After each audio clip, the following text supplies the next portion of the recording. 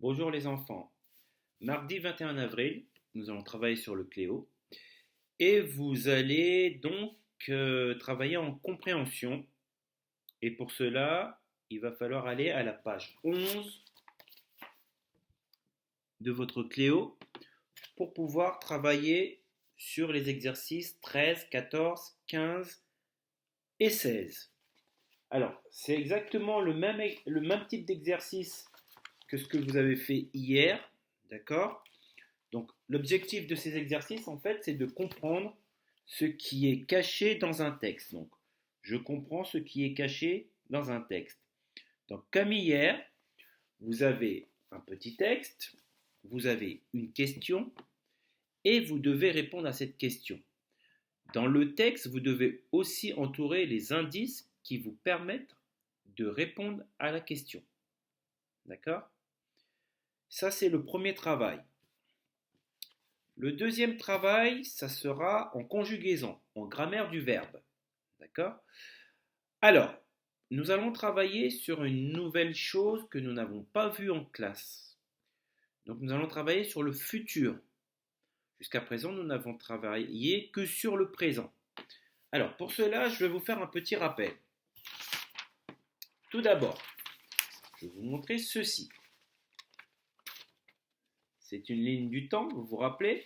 Elle était affichée en classe. Donc, la flèche, ça représente le temps.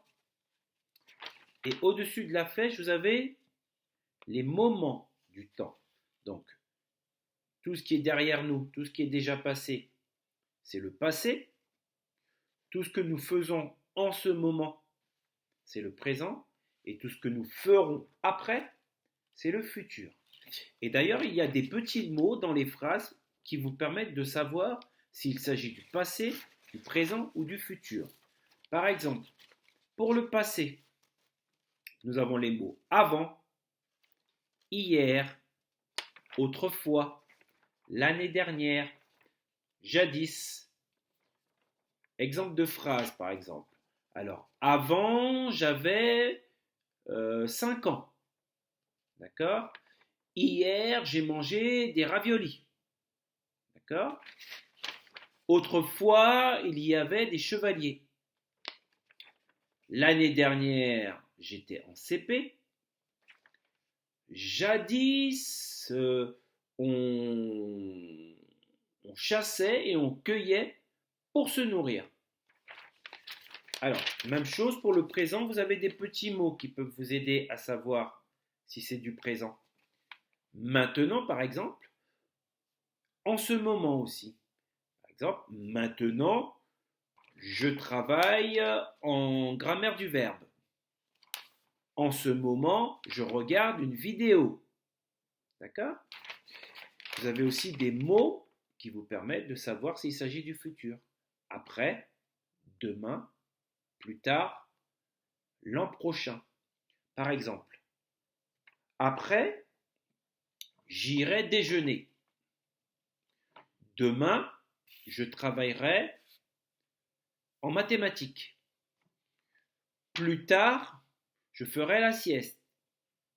L'an prochain, je serai au CE2. D'accord? Ça, c'était un petit rappel. Alors, nous avons donc travaillé sur le présent jusqu'à maintenant en classe. Aujourd'hui, nous allons commencer à travailler sur le futur. Alors, pour cela, je vous conseille de faire des étiquettes. Faites des étiquettes à la maison. Regardez, vous mettez pause. Je vous montre ces étiquettes. Regardez, vous les voyez bien. D'accord? Faites ces étiquettes et découpez-les ensuite. Alors, découpez-les bien en respectant les formes. Regardez, ici, c'est droit et ici, c'est arrondi. Ici, c'est arrondi et là, c'est droit. Ici, tout est arrondi. Même chose ici. D'accord? C'est important parce que ça va vous permettre de placer les étiquettes. Alors, dans ces étiquettes, qu'est-ce qu'il y a? Nous avons tout d'abord des pronoms personnels. Les étiquettes tout arrondies, ce sont les pronoms personnels. Donc nous avons nous, vous, elle au pluriel et il. D'accord? Ensuite, les étiquettes qui sont arrondies au début et droites à la fin. Ce sont les verbes. Alors nous avons le verbe prendre, mais sans la terminaison. Nous avons le verbe venir. Donc il est un peu... Vous ne le reconnaissez pas bien, mais c'est le verbe venir. Et nous avons le verbe chanter, sans la terminaison. Venir aussi est sans la terminaison. Tous ces verbes, il va falloir ajouter une terminaison qui sont dans les étiquettes suivantes. Elles sont droites au début et arrondies à la fin. Et vous avez deux couleurs pour les terminaisons. D'accord? Alors, il va falloir faire des assemblages. Mettre un pronom personnel, mettre le verbe et sa terminaison. D'accord? Donc il va falloir faire ce travail-là pendant un petit moment. Il va falloir chercher ce qui est possible, ce qui n'est pas possible. Alors peut-être que vous ne pourrez pas placer toutes les étiquettes. Je vous donne un petit indice, il y a un pronom personnel qu'on ne pourra pas placer par exemple. D'accord? Alors, ensuite, quand vous aurez fait ce travail de manipulation avec les étiquettes, il va falloir que vous alliez dans votre Cléo à la page, que je m'en souvienne bien, je n'ai pas bien fait mon travail, je ne l'ai pas noté. Ah, voilà. À la page 98. Je vous montre. C'est compliqué ce matin. Page 98. D'accord? Et donc, vous avez « J'apprends à conjuguer les verbes au futur ». Donc, avant de commencer ce travail, vous allez devoir faire les exercices 1 et 2. Avant de commencer à faire ce travail, après la manipulation des étiquettes, vous allez regarder le tableau qui se trouve ici. Alors, dans ce tableau, vous avez des terminaisons. Donc, les terminaisons que l'on utilise pour chaque personne, chaque pronom personnel, je, tu, il ou elle ou on au singulier, nous, vous, il ou elle au pluriel. D'accord? Vous allez voir que il y a deux listes de terminaisons. Une liste qui correspond aux terminaisons des verbes qui se terminent en ER. Regardez par exemple. Voici une liste de verbes qui se terminent par ER. Le verbe manger, il se termine par ER. Le verbe danser, il se termine par ER. Le verbe parler se termine par ER. Le verbe lancer se termine par ER. Et le verbe sauver se termine par ER. Le R, je l'ai mis en rouge, une petite erreur, mais c'est pas grave. Alors, donc pour ces verbes qui se terminent par ER, vous avez les terminaisons correspondantes au futur. Au futur, hein, on est bien au futur. Donc vous allez voir à chaque fois, on garde le ER. C'est pour ça que sur ma liste de verbes, je vous ai mis le E en rouge. D'accord? Et d'ailleurs, on garde le R aussi. D'accord? Donc, vous allez voir, quand ce sont des verbes qui se terminent par ER, on garde toujours le ER pour la terminaison. Et on rajoute les terminaisons qui sont dans la liste. Ce sont des terminaisons qu'on n'a pas vues, mais il va falloir les apprendre aussi. Et pour tous les autres verbes, d'accord, les terminaisons sont les suivantes. Le E a disparu. Donc, vous avez des verbes comme dormir, partir, prendre, répondre. Tous ces verbes-là, quand on les conjugue au futur, le E disparaît. D'accord? Alors, venons-en maintenant aux exercices à proprement parler. Alors, l'exercice numéro 6. Vous avez un texte avec une illustration et vous avez un texte à trous. Donc, je vous lis le début du texte. Quand je serai grand, je deviendrai pompier. Les gens m'appelleront à l'aide et je les sauverai. Donc, vous voyez bien que c'est un texte dans lequel les verbes sont conjugués au futur. Quand je serai grand, ce n'est pas maintenant, c'est après, c'est plus tard. D'accord? Donc, serai, c'est du futur. Deviendrai, c'est du futur.